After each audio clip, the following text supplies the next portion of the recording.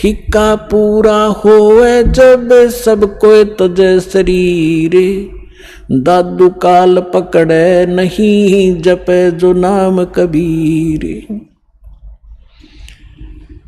आदमी की आयु घटे तब जम घेरे आए, स्मरण किया कबीर का दादू लिया बचाए।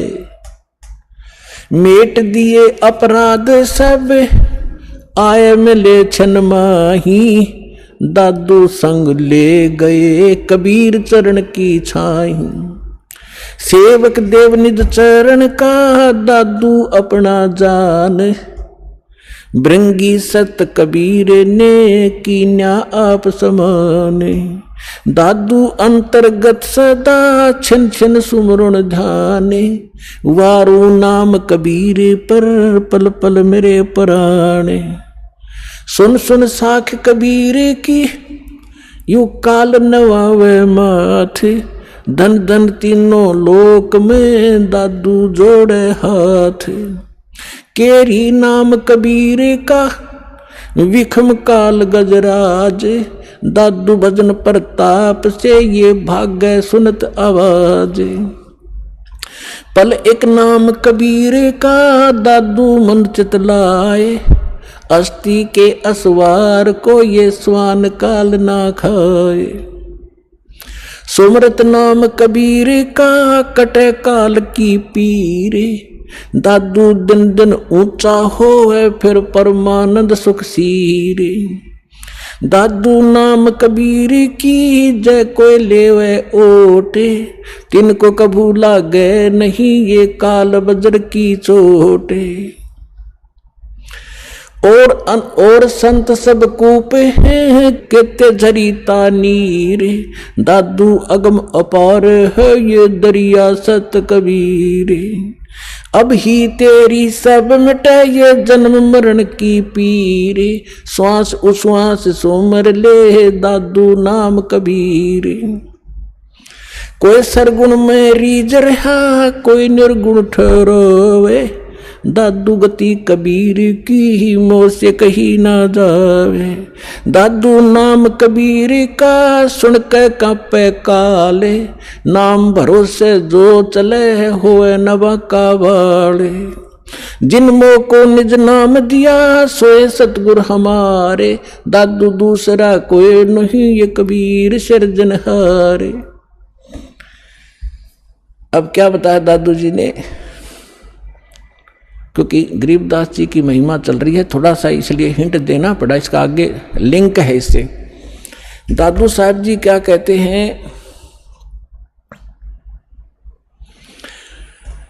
कि सुन सुन साख कबीर की, साख माने महिमा, परमात्मा की सामर्थ्य है। सुन सुनने से जैसे परमात्मा की महिमा जहाँ चलती है तो काल भी माथा रगड़े के वो तो समर्थ है। यो काल यहाँ का भगवान जो है, जो भगवान की महिमा कहीं होती है, सच्चाई उसकी सत्य महिमा सुनाई जाती है तो काल भी नाक रगड़े मत्था टेकता है कि हाँ भगवान तो समर्थ ही है, वो कबीर तो पूर्ण परमात्मा है। तो सुन सुन साख कबीर की, काल नवावे माथ झुकावे माथा, और धन हो तीनों लोक में दादू जोड़े हाथ। फिर देखो कैसी तुलना की है, केरी नाम कबीर का और विखम काल गजराज, दादू भजन प्रताप से यू भाग्य सुनत आवाज। अब 21 ब्रह्मांड का स्वामी है। श्रीमद् भगवत गीता अध्याय नंबर 15 के श्लोक नंबर 18 में गीता ज्ञानदाता ये ब्रह्म है, काल है। ये खुद कहता है कि मेरे अंतर्गत जितने भी प्राणी हैं उनसे मैं उत्तम हूँ, श्रेष्ठ हूँ, उनसे तगड़ा हूं मैं, इसलिए मैं लोक वेद के आधार से पुरुषोत्तम प्रसिद्ध हो रहा हूं मैं। क्योंकि जितने भी इसके अंतर्गत प्राणी हैं काल के, ये इनसे तगड़ा है। ये 1000 कला का, ब्रह्मा विष्णु महेश, ये विष्णु जी 16 कला के, और ये 4 भुजा का, वो 1000 भुजा का। यानी इनमें यहाँ के प्राणियों में ब्रह्मा विष्णु महेश हमसे सबसे तगड़े शक्तिशाली है, इनसे भी वो कई गुना शक्तिशाली है। तो ये कोई छोटी शक्ति नहीं है कहने का भाव ये है।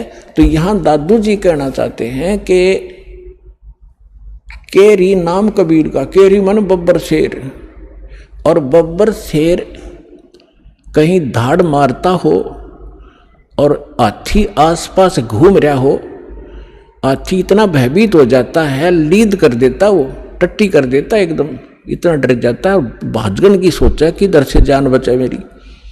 तो यहां कहने का भाव यह है कि हाथी कोई छोटा प्राणी नहीं है, आम प्राणियों से तगड़ा है, लेकिन उस बब्बर शेर के सामने वो भी फेल है, उसके सामने उसकी कोई अस्तित्व नहीं है। तो यहाँ क्या बताना चाहते दादू साहब जी, ये बताना चाहते हैं कि केरी नाम कबीर है, परमात्मा का जो सत्य मंत्र है, और कबीर साहब को ऐसा समझो जैसे बब्बर शेर हो, और ये काल भी छोटा नहीं है, विषम काल गजराज, गजराज माने हाथियों का राजा, हाथियों में भी तगड़ा हाथी समझ लो। लेकिन दादू भजन प्रताप से ये भाग्य सुनत आवाज, नाम का सिमरन सतनाम जो आपको दिया जाएगा, ये राम का नाम है। राम राम कोई मंत्र नहीं है, राम का नाम, यानी जिससे वो राम प्राप्त हो वो नाम, वो 2 अक्षर का है। सतनाम जिसमें को मंत्र है, एक आपको गुप्त है, वो तत्शब्द वो दिया जाता है। आगे क्या बताते हैं, पल एक नाम कबीर का, जो परमेश्वर कबीर जी ने जो सत साधना बताई है, वो एक पल भी अगर जिसने सत साधना से भक्ति कर रखी हो, पल एक नाम कबीर का दादू मन चितलावे, अस्थि के असवार को स्वान काल नहीं खावे। अब देखो इन महापुरुषों की वाणी को समझना किसी बालक के बस की बात नहीं है। ये महापुरुष पाके पढ़े, दादू पंथी, कबीर पंथी, गरीबदास पंथी, किसी ने कख नहीं बताया इनकी वाणी का, ये समझ नहीं सके इनको। पहले तो तुलना की कि परमात्मा को तो केरी बब्बर शेर समझो, और हाथी भी कोई छोटा नहीं है, लेकिन उसके सामने हाथी की कोई अस्तित्व नहीं है बब्बर शेर के सामने। तो हमारे समर्थ भगवान इतने शक्तिशाली हैं इस काल की तुलना में। अब आगे क्या बताते हैं कि आप जिन्होंने कबीर परमात्मा की शरण ले ली, आप बैठ गए हाथी पे, और काल को कह रहे हैं, काल को समझ लो डॉग, कुत्ता। हाथी पर बैठे व्यक्ति को वो स्वान हानि नहीं कर सकता किसी भी कीमत पे। अगर हाथी पर बैठे रहे, आप पर नीचे गिर गए, फिर तो पिंडी पाड़ेगा वो। अगर परमात्मा की शरण छोड़ दी तो काल तो खाएगा ही खाएगा, वो तो उसका तैयार बैठा हो। तो जैसे हाथी के ऊपर इंसान बैठा हो और कुत्ते भौंकते रहते हैं, क्योंकि ये बताना चाहते हैं दादू साहब जी कि आप भगवान की शरण में आने के बाद इस काल की रीत से, पहुंच से इतने बाहर हो जाते हो जैसे काल ने समझ लिया फिर कुत्ता, आप बैठ गए हाथी पे, ये तुम्हें किसी भी प्रकार से हानि नहीं कर सकता, निकट भी नहीं आ सकता, आप इतने सुरक्षित हो गए इस कबीर भगवान की शरण। तो यहां क्या बताते हैं, पल एक नाम कबीर का दादू मन चितलावे, अस्थि के असवार को स्वान काल नहीं खावे। स्वान माने कुत्ता, अस्थि माने हाथी पर बैठे व्यक्ति को जैसे कुत्ता हानि नहीं कर सकता, कबीर परमेश्वर की शरण में आने के बाद आपको ये काल कोई दुख नहीं दे सकता। सुमरत नाम कबीर का कटे काल की पीर, दादू दिन दिन ऊंचा होवे फिर परमानंद सुखशीर। कबीर साहब का नाम जिसने मिल गया और मर्यादा से चलता रहा, डेली अन्य व्यक्तियों से उभरता चला जाएगा, धीरे धीरे अलग छट जाओगे, कुछ दिनों में समाज से न्यारा घर हो जाएगा आपका, और फिर परमानंद सुखशीर, परमानंद परमानंद। जैसे गीता अध्याय नंबर 18 के श्लोक नंबर 62 में कहा कि अर्जुन तो सर्वभाव से उस परमेश्वर की शरण में जा, उसकी कृपा से तू परम शांति यानी परमानंद को प्राप्त होगा और उस शाश्वत स्थान को प्राप्त होगा। तो यहां दादू साहब जी वही कह रहे हैं कि सुमरत नाम कबीर का कटे काल की पीर, दादू दिन दिन ऊंचा हुआ फिर परमानंद सुखसीर। दादू नाम कबीर की जय कोई लेवे ओटे, तिनको कभू लागे नहीं ये काल कर्म की चोटे।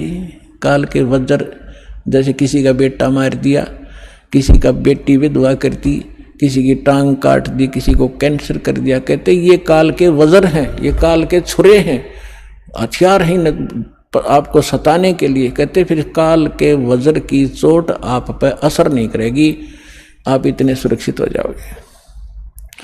और संत सब कूप हूं केते दरिता नीरे, दादू अगम अपार है वो दरिया सत्य कबीर। महापुरुषों की वाणी देखो पुण्यात्माओं, गदगद आत्मा हो जाती है। अब उनको ये नकली ये आचार्य शंकराचार्य ये मंडलेश्वर महर्षि न्यू क्या करते होता, अनपढ़ थे, अशिक्षित थे, मूर्खा की भाषा है उनकी ग्रंथों में। इसमें कैसी गजब की तुलना की है कि और संत सब कूप हैं। जैसे दास ने परमात्मा की परिभाषा बताई, तहसीलदार भी साहब है, उसकी जितनी शक्ति है उतना ही मालिक है। डिप्टी कमिश्नर भी साहब है, मंत्री, प्रधानमंत्री, मुख्यमंत्री, ये सारे साहब। तो यहाँ यही तुलना की है कि और संत, जैसे आप सुनते हो कि उस गांव में एक बाबा था, उसने ऐसा कर दिया, एक ने ऐसा कर दिया, छोटे मोटे। कहते ये भी अपनी शक्ति रखते हैं, लेकिन वो कंप्लीट नहीं है, उससे सर्व लाभ नहीं हो सकते। आपका तहसीलदार से मित्रता है तो एक रजिस्ट्री करा सकते हो, साल 6 महीने 2 वर्ष 10 वर्ष 50 वर्ष में एक का काम करा पाओगे, उससे बाकी और समर्थ की शरण हो जा तो कितना सारे काम होते चले जाएंगे आपके। इस प्रकार क्या बताते हैं, और संत सब कूप हैं। और संत भी तुम बताते हो कि उसने, जैसे कोई विष्णु का पुजारी है और उसने विष्णु की भक्ति करके कुछ शक्ति संग्रह कर लिया, तो उसमें से बांट सकता है, वो थोड़ा बहुत राह देतेगा, लेकिन दोनों नरक में लास्ट में, चेला भी गुरु भी। तो यहाँ कहते हैं और संत सब कूप हैं। और उस महात्माओं को समझो, वो तो एक कुआं है, कुआं केवल पीने का काम ही कर सकता है, सिंचाई में नहीं कामयाब हो सकता। क्या हो गया कि दो थोड़ा बहुत भी कभी सारा दिन में सींच दिया तो सफिशिएंट नहीं है। और के तेज रीता नीर, यानी कोई झरने से बह रहा थोड़ा मोटा नाला है, वो भी कंप्लीट राहत नहीं दे सकता उस क्षेत्र को। अब यहाँ बताना चाहते हैं दादू साहब जी कि दादू अगम अपार है, वो दरिया सत कबीर, दरिया है नदी जिसके अंदर पानी का कोई था ही नहीं, उसमें कुएं भी बना लो, नाले भी निकाल लो, नहर भी निकाल लो, नहा भी लो, धो भी लो, सिंचाई भी कर लो, फिर भी फालतू पानी रहे। तो ऐसे समर्थता बताई है कबीर भगवान की, परमेश्वर की, आदरणीय दादू साहिब जी ने। और संत सब कूप हैं केते झरीता नीर, दादू अगम अपार है वो दरिया सत्य कबीर। फिर क्या बताते हैं, अब ही तेरी सब मिटाए जन्म मरण की पीर, श्वास उश्वास सुमर ले दादू नाम कबीर। ये कबीर नहीं सुमरना, वो सतनाम है जो आपको दिया जाता है, फिर सार नाम दिया जाएगा। इसका श्वास उस जो कबीर जी का जो मंत्र है वो सिमरण करना है, श्वास उश्वास से सुमर ले दादू नाम कबीर। दादू नाम कबीर का सुन के कापे काले, नाम भरोसे नर चले हुए नवा का बाड़। कबीर साहब का जो मंत्र है इसका सिमरण करते रहना, यो काल आपका कुछ नहीं बिगाड़ पाएगा।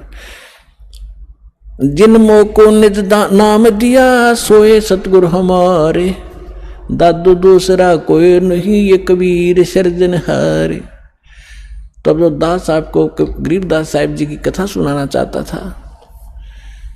अब जैसे गरीबदास जी की कथा सुना रहा है, इसको आगे बढ़ाते हैं। अब इसको जैसे नानक साहिब जी को परमात्मा मिले थे जिंदा महात्मा के रूप में, सचखंड से आए थे। नानक साहिब जी सुल्तानपुर नाम का एक नगर है, शहर है, उसमें एक राजा था, नवाब था, उसके यहाँ नौकरी करते थे खजाने में। और वो प्रतिदिन नदी पर स्नान करने जाया करते थे। एक साथ में नदी बहती थी, बेई नदी बोलते, बेई, उसमें स्नान करने जाया करते थे। वहाँ परमात्मा आए थे जिंदा महात्मा के रूप में। उनको बहुत सी ज्ञान चर्चा गोष्ठी हुई। पहले नानक जी ने अपना ज्ञान बताया, फिर परमात्मा ने बताया। नानक साहब जी ने कहा भी मैं आँखों देखूं तब बाबा जी तेरी गल मानूं। परमात्मा बोले ठीक है। अब नानक साहब जी ने कहा कि मैं इस दरिया में छुपूंगा, मुझे खोजना। तो उन्होंने डुबकी लगाई, गिल्ले परमात्मा लगा दी। उनके शरीर को अंतर्ध्यान करके अब स्ट्रीम में ले गए जिधर से जल आ रहा था। वह उपस्थित लोगों ने देखा कि नानक जी मर गए, डूब गए, डुबकी लगाई थी, बाहर नहीं आए। और वो शरीर रख दिया अब स्ट्रीम में जिधर से जल आ रहा था। उधर कोई भी ध्यान नहीं जा किसी का। 2-3 किलोमीटर जाकर शरीर सुरक्षित रखा एक स्थान पर, आत्मा को सचखंड ले गए। फिर सारा कुछ बताया कि मैं काशी में रहता हूँ, बच्चा वहाँ आ जाना, सतनाम दूंगा तेरे को। तो नानक जी तीसरे दिन वापस आए थे, दरिया के किनारे घूमते नजर आए।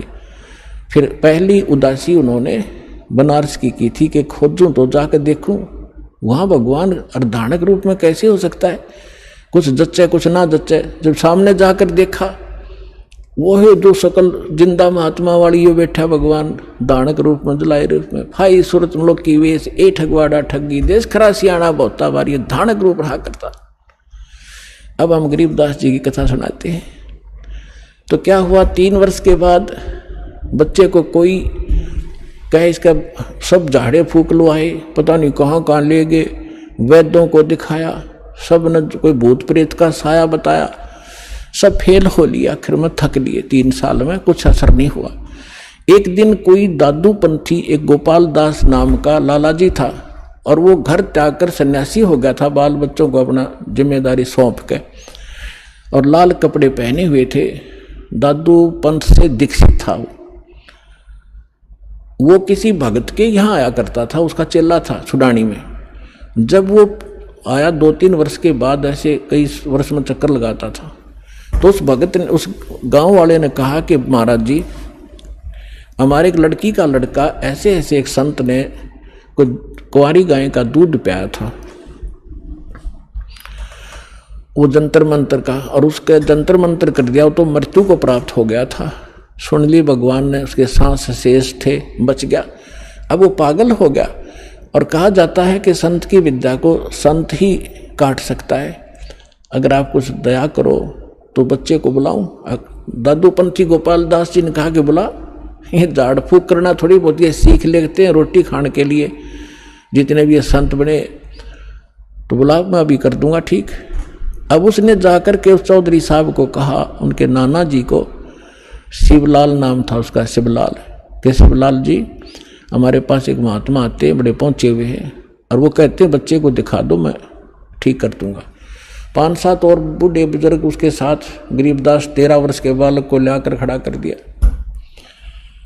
जब दादू पंथी उस गोपाल दास ने पूछा, बेटा कौन था वो, तेरा जीवन नाश कर दिया, तेरे को बर्बाद कर दिया? तो गरीबदास जी कहने लगे, उसने बर्बाद नहीं, मुझे आबाद कर दिया।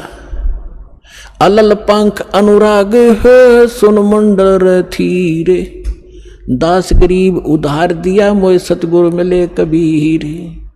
हम सुल्तानी नानक तारे, दादू को उपदेश दिया, जात जुलाहा भेद न पाया, वो काशी माहे कबीर हुआ। जब ये वाणी दादू उस परमेश्वर के प्यारी आत्मा गरीबदास जी ने बोली, उस 62 साल का महात्मा था, 62-65 साल का दादू पंथी गोपाल दास, उसका शरीर आंख भर आई उसकी, और रोंग रोंग खड़े हो गए कि इतनी प्यारी भाषा बोल रहा है इसने, बौड़ा बताओ दुनिया, अरे तेरा गजब भैया।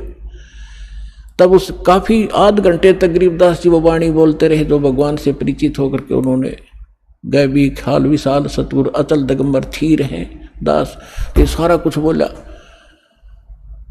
तब वो 62-65 साल का आदमी खड़ा हो गया, महात्मा जिसके वो लोग पूजा कर रहे थे, हाथ जोड़कर कहने लगे, महाराज जी अब वाणी लिखवा दो सारी की सारी, जीवों का उद्धार होगा कलयुग में।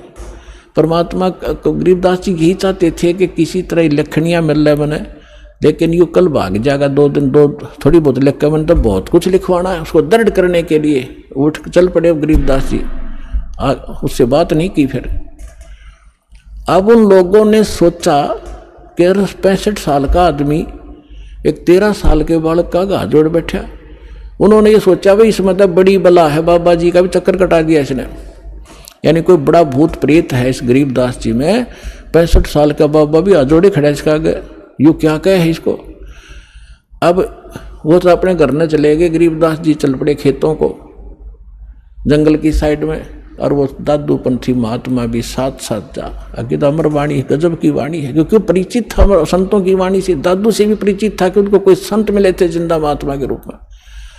दादू पंथी ये नहीं मानते कि कबीर काशी वाला मिले थे, और उन्होंने खुल के लिख रखा अपने ग्रंथ में, तो सब की बुद्धि में पत्थर पड़े हुए।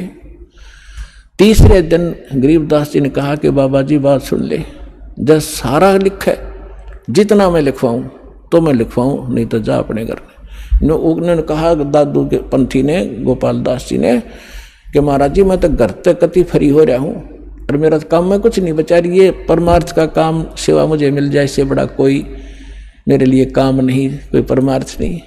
तो गरीबदास जी का एक, उन्हीं के नाना का एक बेरी का बाग था, बेरी, बड़बेरी बोलन से, उसमें एक जंडी का पेड़ था बहुत भारा। उस जंडी के पेड़ के नीचे गरीबदास जी और वो दोनों गोपाल दास जी बैठ जाते। गोपाल दास जी बनिया था, उसको लिखना आता था, वो लिखता था, गरीबदास जी बोलते थे। 6 महीने के में ये वाणी पूर्ण हुई जो आज दास के पास उपलब्ध है, और जो आपके सामने वो अमृत बखेर रहा हूं।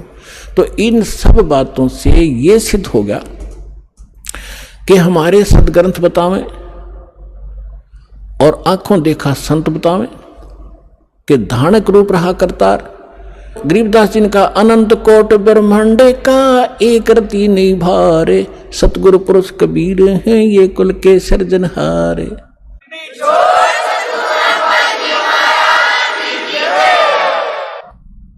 परम पिता परमात्मा पूर्ण ब्रह्म सारी सृष्टि के रचनहार कुल मालिक कबीर परमेश्वर जी की असीम रजा से आप सभी पुण्यात्माएं सतलोक आश्रम बरवाला जिला हिसार हरियाणा के अंदर पहुंच पाए। जिस आत्मा के ऊपर परमात्मा विशेष प्रसन्न होते हैं उन्हीं को ऐसे शुभ स्थान और शुभ समागम उपलब्ध हुआ करते हैं। सकल पदार्थ हैं जग माही और कर्महीन नर पावत नाहि। पुण्यात्माओं, आप बच्चे हो, विद्यार्थी हो, टीचर को पता होता है कि यदि ये विद्यार्थी अच्छी तरह शिक्षा ग्रहण करके परीक्षा में सफल हो गए, इनका जीवन बहुत ही उज्जवल होगा, इनका भविष्य, इनको अच्छी नौकरियां मिलेंगी, बड़े सुखी रहेंगे। लेकिन उस समय बच्चों को वो बात नहीं याद रहती कि हम किस लिए पढ़ रहे हैं, और वो अच्छे विद्यार्थी जो होते हैं टीचर के बताए प्रत्येक क्लास वर्क होमवर्क को करते ही रहते हैं, तो सफल हो ही जाते हैं, फिर उनको वो वस्तु प्राप्त स्वाभाविक हो जाती है। आप वो विद्यार्थी हैं जिनको जन्म और मरण के रोग से छुटकारा पाने का और सतलोक के अंदर जाकर के वो स्थायी सुख प्राप्त करने का शुभ अवसर प्राप्त हुआ है। इसमें यदि आप उन विद्यार्थियों की तरह लगन से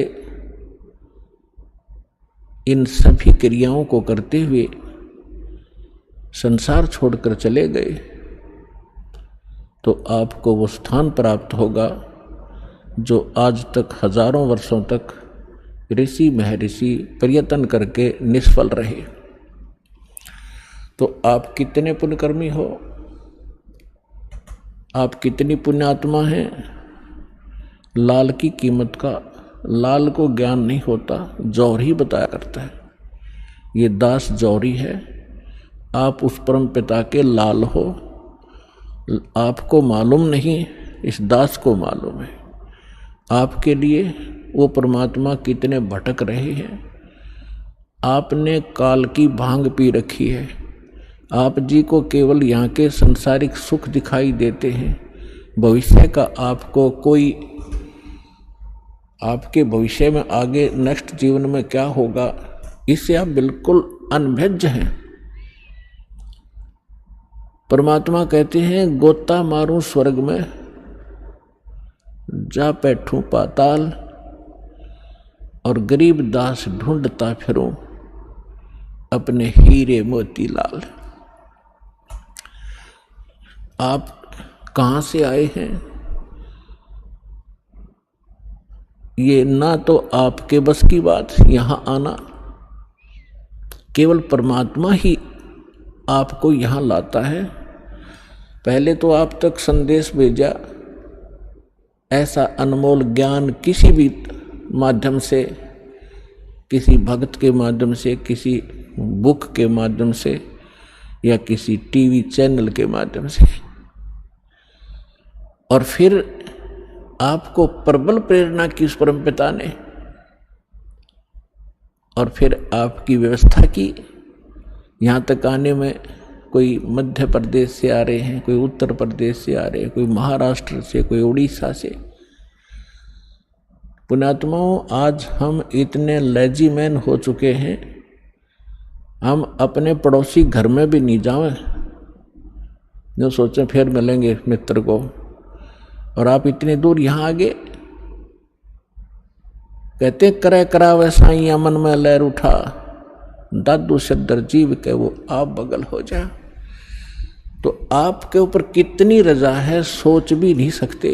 इतनी दूर आना, ट्रेनों के अंदर कितनी कठिनाई होती है, लेकिन आपके पिछले पुण्य इतने प्रबल हैं कि आपको वहाँ रुकने नहीं देते। और पिछले ही तप से होते हैं पूर्ण हंस मुराद, पिछले संस्कार आपके साथ हैं। आप किसी समय परमात्मा कबीर जी के साथ रहे हो, जब भगवान धरती पर आए हुए थे। उस समय आप अशिक्षित थे, आप परमात्मा को परमात्मा नहीं मान सके, लेकिन परमात्मा से प्राप्त उन साधनाओं को करते रहे, मोक्ष प्राप्ति नहीं कर सके, लेकिन आपको परमात्मा ने इतना पुण्य युक्त कर दिया उस समय। सन 1398 से सन 1518 तक 120 वर्ष परमेश्वर कबीर जी इस पृथ्वी पर ज्ञान बांटते रहे। एक औपचारिकता जुलाहे का काम भी करते रहे। वहाँ जुलाहे का काम कर रहे हैं, हजारों जगह प्रकट होकर अपनी प्यारी आत्माओं को ये सत संदेश भी दे रहे होते थे। तो आपको इतना भक्ति युक्त कर गए उस समय, ताकि आपको मनुष्य जीवन प्राप्त होते रहे। अन्य योनियों से, अन्य प्राणियों के जीवनों से मनुष्य शरीर बहुत ही श्रेष्ठ है, लेकिन भक्ति ठीक ना मिलने से एक दिन इसके पुण्य अक्षीण होकर फिर ये पुण्य 84 लाख योनियों में चला जाता है। तो परमात्मा ने आपको इतना चार्ज कर दिया कि आप मनुष्य जीवन प्राप्त करते हुए आते रहे, और आप जी को इस समय तक यहां लाना था। अब परमात्मा ने आपको इतना भक्ति युक्त कर दिया कि आपके मनुष्य जीवन होते हुए आ रहे, तभी तो आपके अंदर प्रेरणा है परमात्मा की। 2 प्रकार से मानव शरीर प्राप्त होता है। एक तो विधान है परमेश्वर का, इस काल को बनाकर दे रखा है, और काल की मजबूरी बना रखी है कि इसने मानव शरीर एक आपको देना ही पड़ता है, क्योंकि इसने 1 लाख मानव शरीरधारी प्राणियों के शरीर से निकले हुए गंध को खाने का एक श्राप लगा हुआ है इसकी गलती से।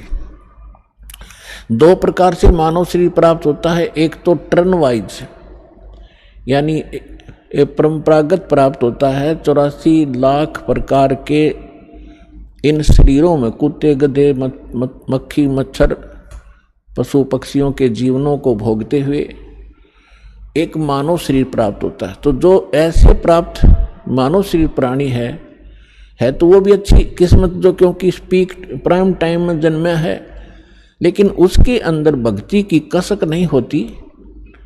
100 बार कहने से भी उसकी आत्मा प्रेरित नहीं होती। और दूसरी प्रकार का जन्म ऐसे होता है, जो पीछे भी मनुष्य थे, आज भी मनुष्य जीवन प्राप्त हुआ है मानव स्त्री या पुरुष का, तो उनके अंदर पूर्व संस्कार से वो भक्ति की कसक बनी ही रहती है। और जिस कारण से वो भक्ति भगवान के बिना टिक नहीं सकते, चाहे कहीं पहाड़ पर जाना पड़े देखा देखी, चाहे कोई मंदिर में आस्था बनानी पड़े, या कोई व्रत रख के अपनी संतुष्टि करनी पड़े, वो टिक नहीं सकते, क्योंकि वो पिछले संस्कारी प्राणी है। तो परमात्मा ने आपको 600 वर्ष पहले आप पर मेहर की थी। 64 लाख शिष्य कबीर भगवान के एक धानक जो लाए के, एक झोंपड़ी में बैठे व्यक्ति के 64 लाख शिष्य हुए थे। तो विचार करके देखो पुण्यात्माओं, जिसको हम एक कवि समझकर उसकी फाइल को बंद करके बैठ गए थे कि वो तो एक कवि था, संत भी नहीं मानते थे, हम केवल एक कवि मानते थे, क्योंकि हम अपने पाठ्यक्रम की पुस्तकों में उनके दोहे पढ़ा करते थे और कवि की संज्ञा में लेकर ही, कवि की श्रेणी में ही उनको गिना जाता था। अन्य कितने कवि हुए हैं, उनके पैरेलल उनके नाम लिखे जाते थे। किसी का कोई शिष्य हुआ, ये भगवान थे। और इन्होंने जो अमृतवाणी, जो तत्व ज्ञान प्रचार किया, कबीर सागर के अंदर विद्यमान है, उससे भी स्पष्ट है। उन्होंने वो ज्ञान दे रखा है जो वेदों, पुराणों, श्रीमद् भगवद गीता, बाइबल, कुरान और इनमें नहीं है, वो ज्ञान भी परमात्मा ने बोल रखा है। तो वो परमात्मा थे, ओनली कवि नहीं थे। और उनके परमात्मा की महिमा में वेदों में लिखा है कि वो परमात्मा ऊपर रहता है सतलोक में, मनुष्य दृश्य है, राजा के समान एक तख्त पर, सिंहासन पर विराजमान है, वहाँ से गति करके चल कर आते हैं, या अच्छी आत्माओं को मिलते हैं, अपने ज्ञान को लोकोक्तियों के माध्यम से, दोहावलियों के माध्यम से, पद्य भाग में ऊंचे स्वर में बोल बोल कर सुनाते हैं, जिस कारण से वे कवियों में से भी एक प्रसिद्ध कवि की पदवी भी प्राप्त करते हैं, लेकिन वो होते हैं भगवान। ये वेदों में लिखा है। और कवियों जैसा आचरण करते हुए घूमते फिरते हैं, जगह जगह जाते हैं। उसी दृष्टिकोण से परमात्मा एक ही समय में हजारों जगह प्रकट होकर के आज से 600 वर्ष पहले आप जी को भक्ति युक्त किया करते थे। लेकिन उस समय 64 लाख से सो जाना, ये एक बहुत बड़े आश्चर्य की बात है, क्योंकि उस समय भारत बहुत विशाल था। पूर्वी और पश्चिमी पाकिस्तान, अफगानिस्तान, बलोचिस्तान, इराक, ईरान, गजनी, ये सभी यहाँ तक भारत था। और उस समय कुल मिलाकर के भारतवर्ष की सारे की 4 करोड़ आबादी नहीं होगी, और जिसमें से 64 लाख शिष्य बन जाना हिंदू और मुसलमान, क्योंकि परमात्मा ने ऐसे सुख दिए अपनी प्यारी आत्माओं को, ऐसा ज्ञान दिया, तो आश्चर्यचकित रह जाते थे। तो उस समय परमात्मा ने आप जी को इस योग्य कर दिया कि आप 600 वर्ष से आज तक मनुष्य जीवन प्राप्त करते हुए आ रहे हो, 600 वर्ष पूर्व, और जिसमें लगभग आपने 10-15 मनुष्य शरीर प्राप्त कर लिए कंटिन्यू।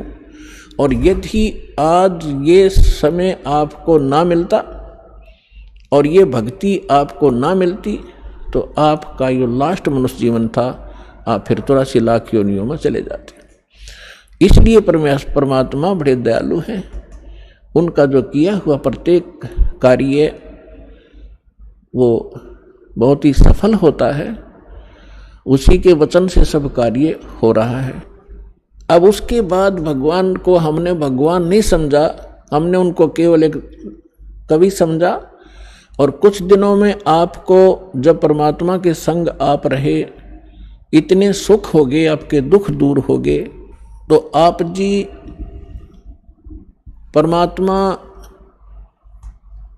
से दूर होने लगे, जब इंसान सुखी होता है इस लोक के अंदर, वो पहला काम ये करता है कि भगवान से दूर होता है, बकवादें ग्रहण करता है। तो जब हम सुखी हो गए, सभी सुख हमें बहुत देता है क्योंकि तो सुख सागर है, तो हमारे मन में दोष उत्पन्न होने लगे, परमात्मा के अंदर भी हमने कुछ गड़बड़ निकालने लगे। तो परमात्मा कबीर जी ने एक लीला की थी और उस लीला में हम सभी एक परीक्षा ली थी हमारी, हम फेल हो गए और हम यहीं रह गए। अब काल ने कैसा जुल्म किया, किसी को कहीं पटक दिया, किसी को हरियाणा में, किसी को राजस्थान में, किसी को मध्य प्रदेश में, किसी को उड़ीसा में, भाषा भी ना समझ में आवे, किसी को नाइजीरिया में, किसी को अमेरिका अफ्रीका में। उन प्यारी आत्माओं को जो परमात्मा की भक्ति किया करते थे, उन्हीं में से ये सारे अफसर बने हुए हैं, राजा बने हुए हैं, एमएलए एमपी बने हुए हैं, क्योंकि पिछले पुण्य के बगैर ऐसे उच्च पोस्ट प्राप्त नहीं होती। और जब तक इनको पुनः वो ज्ञान नहीं होगा कि हम कौन हैं, हम किस लिए जन्मे हैं, मानव शरीर केवल इसलिए प्राप्त नहीं होता कि आप माया इकट्ठी करो, संसारिक प्रभुता प्राप्त करो, सारा कुछ हो गया, करोड़ों की संपत्ति भी होगी, आपकी यहाँ आसपास के क्षेत्र में कोई एमपी मंत्री मिनिस्टर बनकर महिमा भी होगी, क्योंकि आप पिछले पुण्य आपके साथ थे, वो मलाई वो बैटरी आपकी चार्ज थी, वो चल रहा था। फिर आपकी मृत्यु हो जाएगी और नेक्स्ट जीवन क्या होगा, फिर कुत्ते की योनि में, गधे के शरीर में यहाँ भटक रहा होगा। तो खाक वो संपत्ति क्या काम आई आपके, और क्या वो महिमा ने आपका साथ दिया। चाहे आपकी मृत्यु के उपरांत यहाँ पर कोई आपका बुत बनाकर, आपका तस्वीर बनाकर सालाना, चाहे आपके उस देश के लोग उस पर बेशक माला अर्पित करते रहें, आप गधा बनकर धक्के खा रहे होंगे। तो जब हमें ये पता चलेगा, तब हम सभी, चाहे कोई किसी पोस्ट प्राप्त है, कितना धनी है, चाहे गरीब है, उसको फिर इस बात से चिंता बनेगी कि सचमुच ये तो हो ही रहा है। पता नहीं कितने आप देख रहे हो प्रधानमंत्री, राष्ट्रपति, 1 मिनट में मृत्यु हो जाती है, फिर क्या, कहाँ गई वो प्रभुता? आगे का इनको पता नहीं, आगे का उन परमात्मा ने बताया और परमात्मा से परिचित जिन महापुरुषों ने बताया, वो हमारे सदग्रंथों में विद्यमान है, जो अटल विधान है। उसको कोई ना मानेगा, उसके ना मानने से विधान समाप्त नहीं होगा, और जो स्वीकार करेगा वो आने वाले कष्टों से बच जाएगा। अब दास जो बताना चाह रहा है, अब कितने दयालु है परमेश्वर, आपके पास कहाँ कहाँ संदेश भेजा। परमेश्वर ने 600 वर्ष पहले कहा था, जब धर्मदास जी, जो उन पुण्यात्माओं में से हैं जिनको भगवान मिले थे, सतलोक दिखाया था, जहाँ भगवान रहते हैं उसे परिचित कराया था।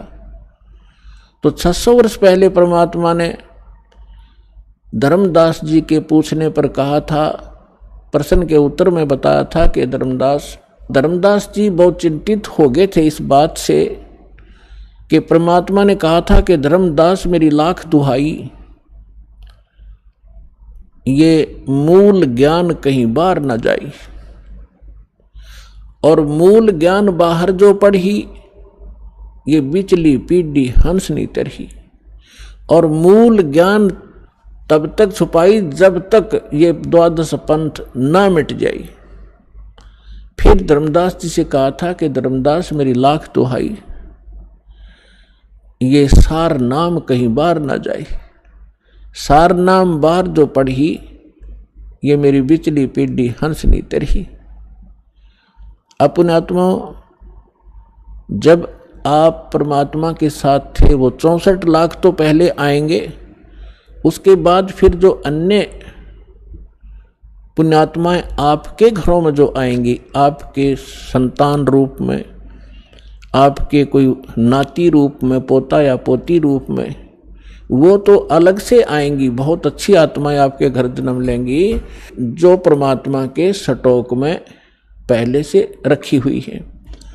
उस परमात्मा कबीर जी का इस काल के प्रत्येक लोक में 21 ब्रह्मांड में एक गुप्त स्थान है जहाँ पर उन पुण्यात्माओं को परमात्मा ने रखा हुआ है जिनको पिछले कलयुग में सार नाम प्राप्त हो गया था, वो पार हुए नहीं और फिर वो काल के हत्थे चढ़ गए थे। क्योंकि इस ज्ञान से आपकी आत्मा में ऐसा दृढ़ निश्चय अवश्य हो जाएगा कि ये सुख जो है, चाहे राष्ट्रपति बन जा, चाहे प्रधानमंत्री बन जावा, और भले ही हम कोई देव पद प्राप्त कर लें, आपकी आत्मा धिक्कारेगी उसको। तो कबीर साहब के साथ ना जाने करके कुछ अच्छी आत्माएं जिनको सार नाम प्राप्त हुआ था किसी कलयुग में, तो वो पार ना हुई, दूसरे संस्कारवश किसी लोक में चले गए। तो उसके लिए परमात्मा कहते हैं शिव मंडल ब्रह्मापुरी, शिव मंडल ब्रह्मापुरी चाहे विष्णु लोक में हो, हमरे गुण भूला नहीं तो आंड छुटाऊं। तो जैसे कोई भक्त इस ज्ञान से परिचित और किसी कारण से नाम खंडित हो जाने से उसकी मृत्यु हो जाती है, तो वो कहाँ जाता है? आपको प्रथम मंत्र में श्री ब्रह्मा जी, श्री विष्णु जी, श्री शिव जी, श्री गणेश जी और श्री दुर्गा जी आदि इन देवों के वो मूल मंत्र दिए जाते हैं जिनसे आपको बहुत लाभ मिलना है।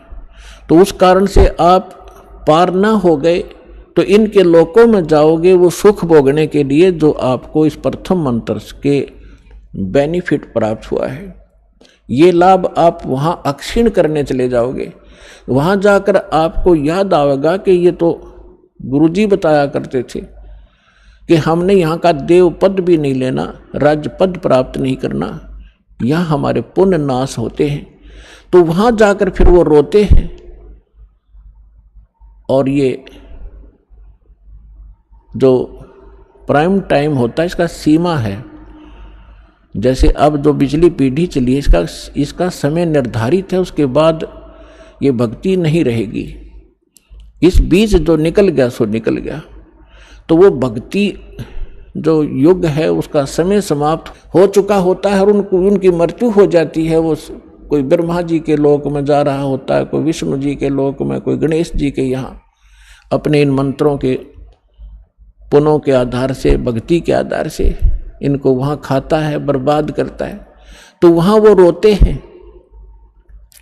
तब परमात्मा जाते हैं, उनको वहाँ से छुड़वा कर लाते हैं।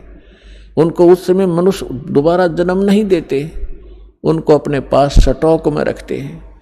उनके ऊपर इतना रहम हो जाता है कि अब उनका जन्म आपके घरों में होगा, आपके बेटा बेटी, आपके पोता पोती के रूप में सबके घर वो पुण्यात्माएं आएंगी। उनके संस्कार इतने गजब के होंगे, इतने अच्छे होंगे कि उनको किसी प्रकार का कोई कष्ट नहीं होगा उनके जीवन में। और उनको जन्म से ही मंत्र मिलेंगे, 3 वर्ष के होते ही भक्ति करेंगे और 8 वर्ष का होते उसको सतनाम मिलेगा। और फिर 12 वर्ष के बाद, 13 वर्ष के बाद अंतर ही उसको सारनाम प्राप्त होगा। अब के वो मोक्ष प्राप्त कर जाएंगे। आप भी करोगे क्योंकि ये भक्ति युग प्रारंभ हुआ है। और या तो इसी जन्म में पार हो जाओगे, देखो कोशिश करना कि इसी जन्म में पार हो, फिर तो फिर ही होता है। नेक्स्ट लाइफ का, नेक्स्ट जीवन की सपने में भी इच्छा मत रखना। फिर भी किसी कारण से पैर फिसल जाता है तो वो फिर तुरंत ही मनुष्य जीवन प्राप्त करके तुरंत ही भक्ति पर लग जाता है। अपने आत्माओं देखो, आप भक्ति और इस अध्यात्म मार्ग से परिचित नहीं है। अब जैसे यहाँ कितने दुखी भक्त आते हैं, रोगी आते हैं, सब जगह जवाब मिल जाता है, वो यहाँ लेकर आते हैं, हमारे भक्त उनको समझाते हैं कि चलो आप वहाँ ठीक हो जाओगे। तो वो केवल ठीक होने के उद्देश्य से जो आते हैं और वो ये सोचते रहते हैं कि हम ठीक हो जाएं, बस इतना ही हमें चाहिए, तो उनको परमात्मा राहत शीघ्र नहीं देगा। आप ये उद्देश्य लेकर आओ, इस ज्ञान को समझाओ, जिसको भी आप लाते हो अच्छी बात है, ज्ञान समझाओ और ज्ञान समझा कर फिर उनको नाम दिलाओ, फिर परमात्मा तुरंत हाथ पकड़ लेता है। और यदि ऐसे ले आते हैं और वो इस उद्देश्य से आते हैं, बुरी बात नहीं है, अच्छा है। यदि वो व्यक्ति नाम, क्योंकि नाम तो हम देंगे ही देंगे, समाधान तो बाद होगा, तो पहले मंत्र दे देंगे। अब नाम जिसने मिल गया और अंतिम सांस गिरना, मरना तो उसने था ही, इस मंत्र को एक बार पूरा बोल दे, सुन ले, वहां पर ना बोल सके और मृत्यु हो जा तो भी उसको मनुष्य जीवन मिलेगा, उसमें बीज भक्ति का बूगा। हमने असंग जन्म हो गए, जन्मते मरता ने, धक्के खात्या ने, और अब मनुष्य जीवन प्राप्त होगा तुरंत ही 10वें महीने या सतलोक आश्रम बरवाला में आ लेगा और उसका फिर जीवन शुरू हो गया।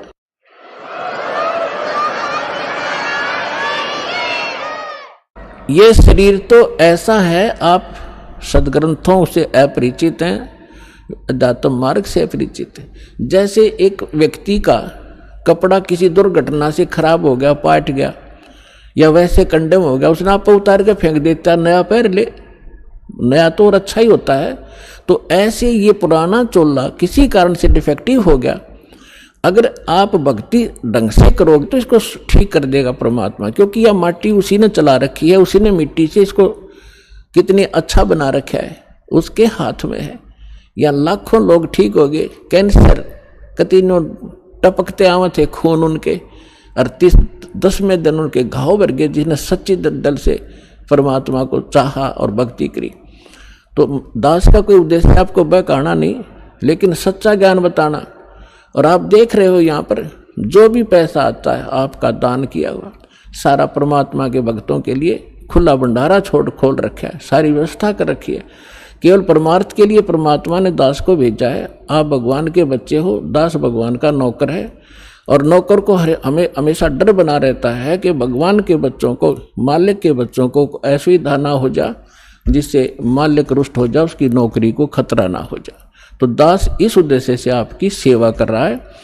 आप सच्चे दिल से जब भक्ति करोगे आपका मोक्ष होगा। और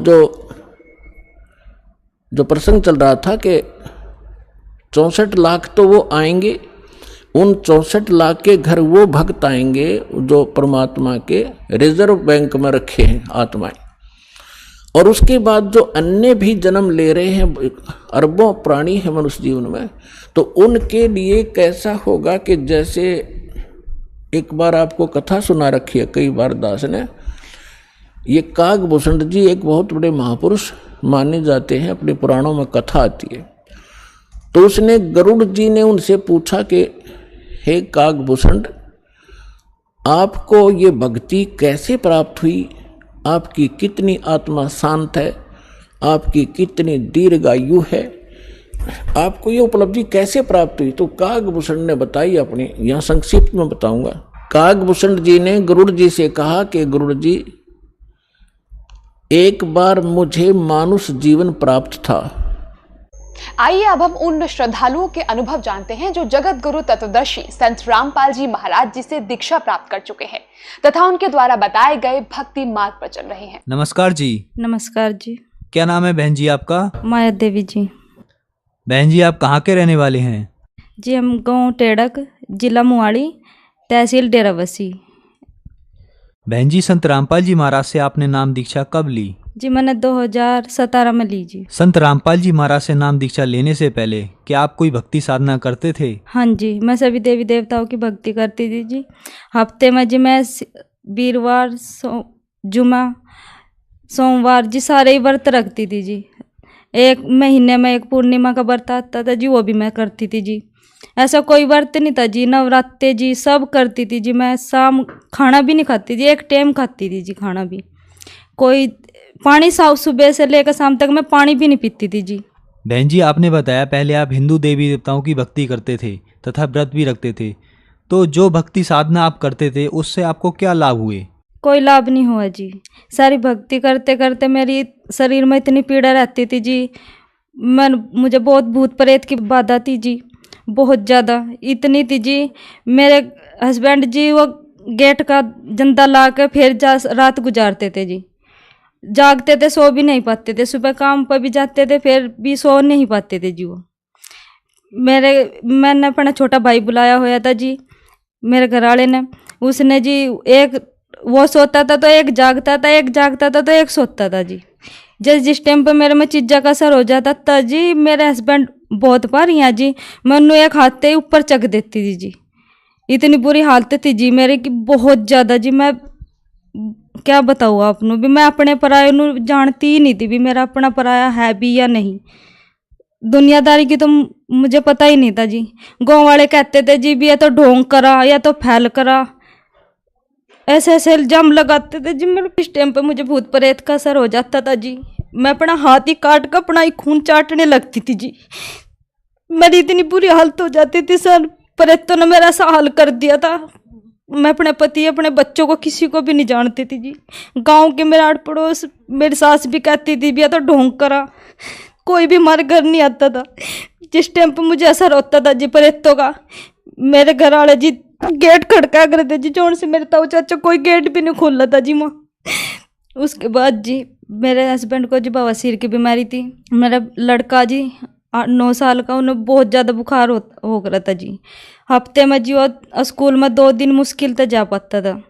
उसके बाद इतना बुखार था जी, मैं खुद डर जाया करूँ थी जी भी इतना बुखार है परमात्मा, मैं इतनी भक्ति भी करूँगा फिर भी मेरे बच्चे ठीक नहीं है। जौन सा कुछ भी कहते थे जी, मैं बहुत दूर दूर तक इलाज करवाया। यहाँ से यूपी में शामली पड़ा जी, वहाँ भी मैंने इस्लाम है जी एक, वहाँ उस पर भी इलाज करवाया। बराड़े में जी नप्पड़ भगत जी आए एक, उस पर भी इलाज करवाया। लेकिन इलाज करवाया कहती थी, पता लगता था भी मैं ठीक होगी फिर ऐसे ही हो जाता था जी। इतनी बुरी हालत थी जी, मैं 1 रुपये नू तरस गई थी जी। 10 रुपये तो मेरे वास्ते इतने हो गए थे भी पता नहीं कितनी बड़ी रकम है। इतनी बुरी हालत कर दी थी मेरी। दिखते थे जी मनु, जिस टाइम पर मनु दिखते थे भूत प्रेत मेरे हस्बैंड के रूप में भी दिखते थे।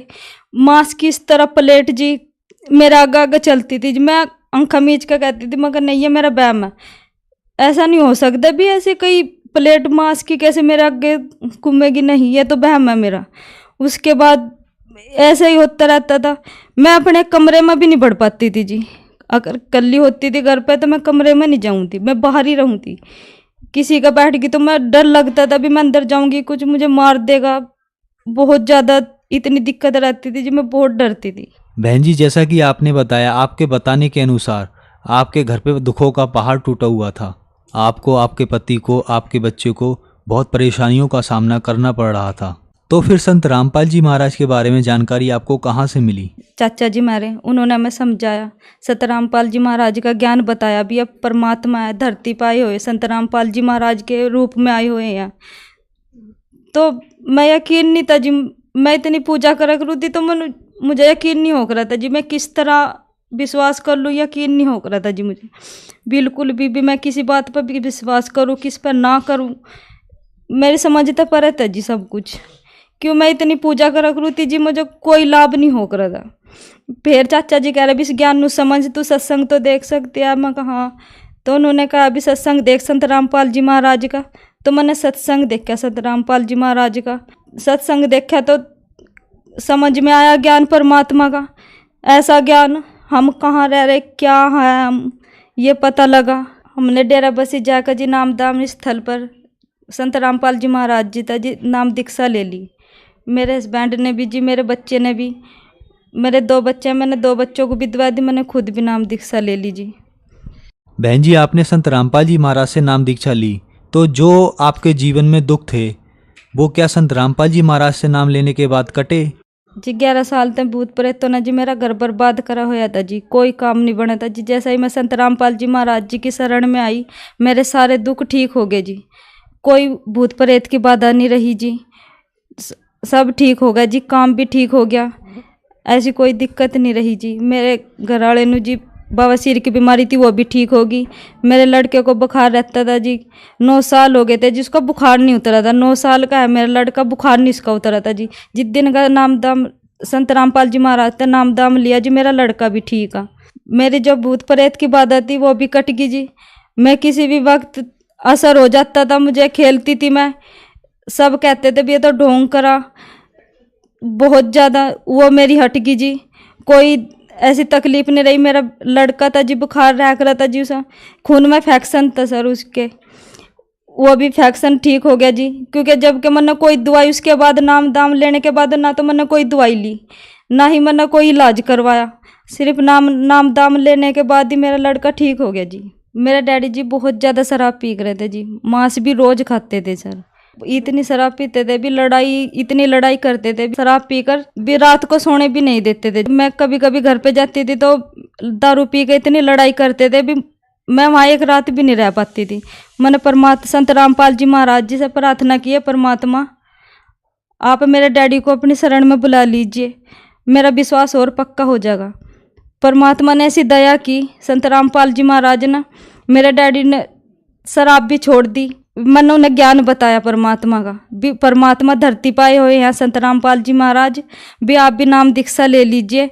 मेरे डैडी ने नाम ज्ञान सुना, तब के मेरे डैडी को अधरंग भी पड़ गया था, इतनी बुरी हालत हो गई थी। कंपनी में, जिस कंपनी में मेरे डैडी जॉब करते थे, वो भी मना कर दिया था भी आप ड्यूटी पर मत आना, भी आप काम नहीं करते। फिर संत रामपाल जी महाराज जी से नाम दाम दीक्षा लेने के बाद कंपनी से फ़ोन आया भी आप ड्यूटी पे वापस आ सकते हो। मेरे डैडी ने ड्यूटी भी दोबारा ज्वाइन कर ली। संत रामपाल जी महाराज की दया से दारू मीट सब छोड़ दिया। मेरे डैडी ठीक तो बोल भी नहीं पाया रहे थे, बोलन भी ठीक लग गए, अपने पैरों पर चलन भी लग गए। जबकि मेरे डैडी मंजे पे पड़ गए थे, बिल्कुल भी ये भी नहीं था भी वो चल सकते हैं या कुछ भी, दूसरों के हाथ में आ गए थे। बाथरूम तक उन्हें उठा कर ले जाना पड़ता था, यानी कि मंजे पे सब कुछ कर रहे थे वो। बहन जी, जैसा कि आपने बताया कि आपने संत रामपाल जी महाराज से नाम दीक्षा ली तो आपके परिवार में सुखों का भंडार आ गया, तो आज जो श्रद्धालु आपको देख रहे हैं उनको आप क्या संदेश देना चाहते हैं? संदेश तो परमात्मा ही देंगे, मैं तो अरदास कर सकती हूँ। मैं अपने घर को भी, जो उनसे मेरे भाई हैं, अपने ताई जी को भी, सबको मैं अरदास ही कर सकूँ भी आप भी परमात्मा की शरण में आइए। सच्चा ज्ञान है, सतगुरु संत रामपाल जी महाराज ये पूर्ण परमात्मा है, इनके अलावा कोई भी इस सृष्टि को कोई नहीं तार सकता। यही है जो ऐसा ज्ञान दे रहे जिससे मुक्ति हो रही है। संत रामपाल जी महाराज से नाम दीक्षा कैसे ले सकते हैं?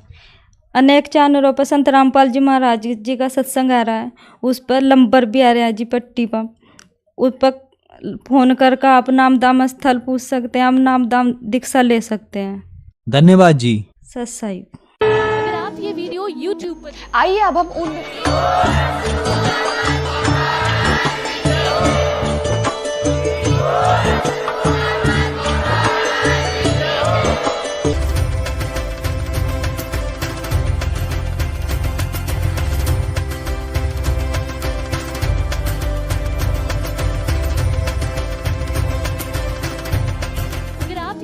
YouTube पर देख रहे हैं तो हमारे चैनल को सब्सक्राइब करें और बेल आइकन को दबाना ना भूलें। अगर आप Facebook पर ये वीडियो देख रहे हैं तो हमारे पेज को लाइक करें।